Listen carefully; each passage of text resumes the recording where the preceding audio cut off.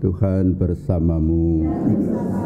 Inilah Injil suci menurut Matius, dimuliakanlah Tuhan. Sekali peristiwa Yesus berkeliling ke semua kota dan desa.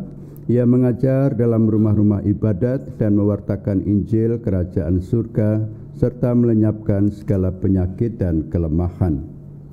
Melihat orang banyak yang mengikutinya, tergeraklah hati Yesus oleh belas kasihan karena mereka lelah dan terlantar seperti domba yang tidak bergembala.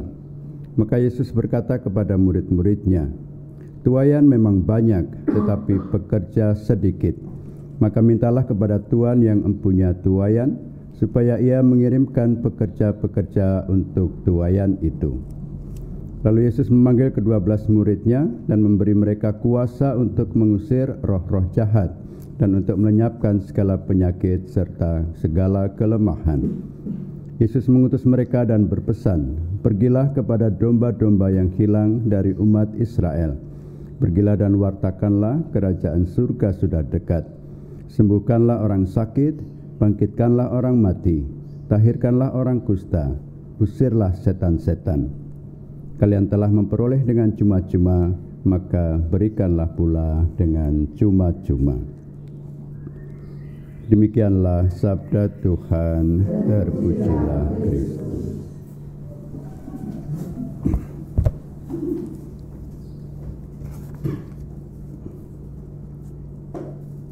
Saudara sekalian yang terkasih dalam Tuhan,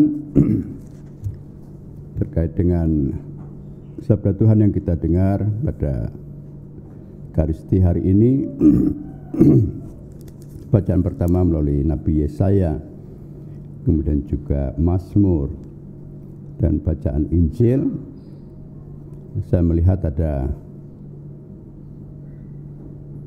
satu teks yang bisa membantu kita untuk memahaminya, dan teks itu adalah doa Ardas kita tahun ke-8, tahun keadilan sosial kemanusiaan.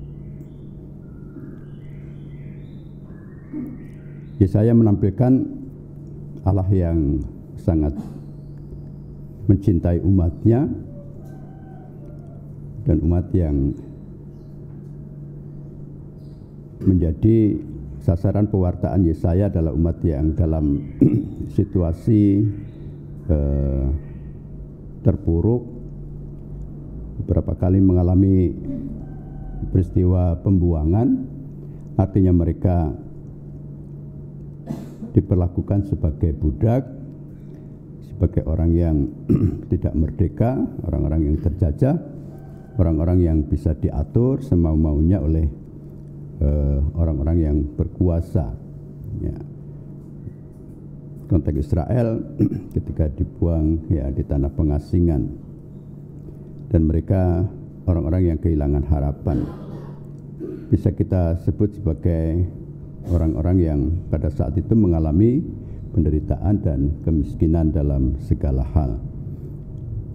Tapi Tuhan menjanjikan lewat Yesaya akan membebaskan mereka.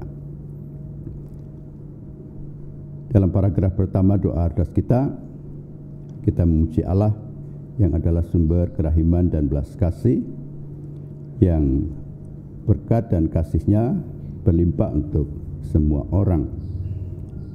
Dan kita merasakan sebagai umat di Keuskupan Tanjung Karang juga merasakan kasih itu. Namun di balik itu Tuhan mengajarkan pada kita untuk mencintai dan menghargai setiap pribadi dalam kehidupan bersama. Dan dasar utamanya adalah kesamaan kita sebagai manusia, karena kita semua diciptakan sebagai citra Allah. Dalam paragraf yang kedua, kita berdoa pada Kristus, Allah Putra, yang menjadi contoh dan teladan kita dalam berbuat kasih.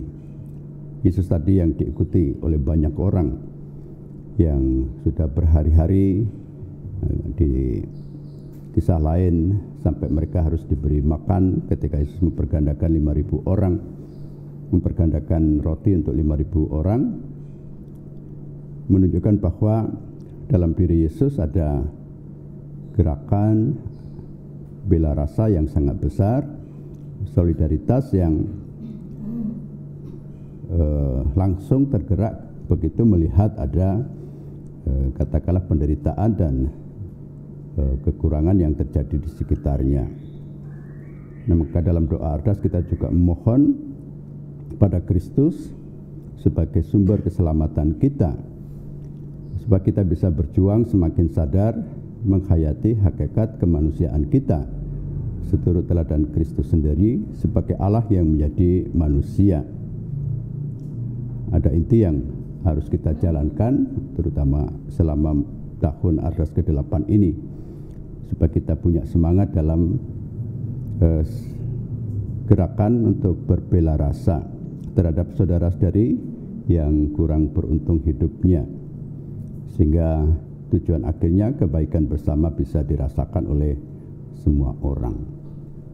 Kita bisa melihat kepada siapa kita harus berbela rasa. Mungkin orang-orang yang terdekat dengan kita, orang-orang Katolik, mungkin juga punya para pembantu atau juga orang-orang yang bekerja pada kita, entah sopir, entah karyawan-karyawan yang lain. Mereka terutama yang bisa menjadi katakanlah perhatian pertama kita dalam berbela rasa. Sebagai keuskupan atau di tingkat keuskupan, kita juga bisa melihat banyak orang-orang yang bekerja pada kita, mereka yang kita tadinya tidak punya pekerjaan dan seterusnya pada akhirnya mau bekerja pada kita, yang barangkali secara upah tidak memadai. Nah, kita akan berjuang supaya mereka juga beroleh keadilan dan mendapat perhatian yang semestinya dari kita semua. Kita belajar dari Kristus sendiri yang senantiasa peduli dan punya solidaritas yang besar pada mereka yang kekurangan.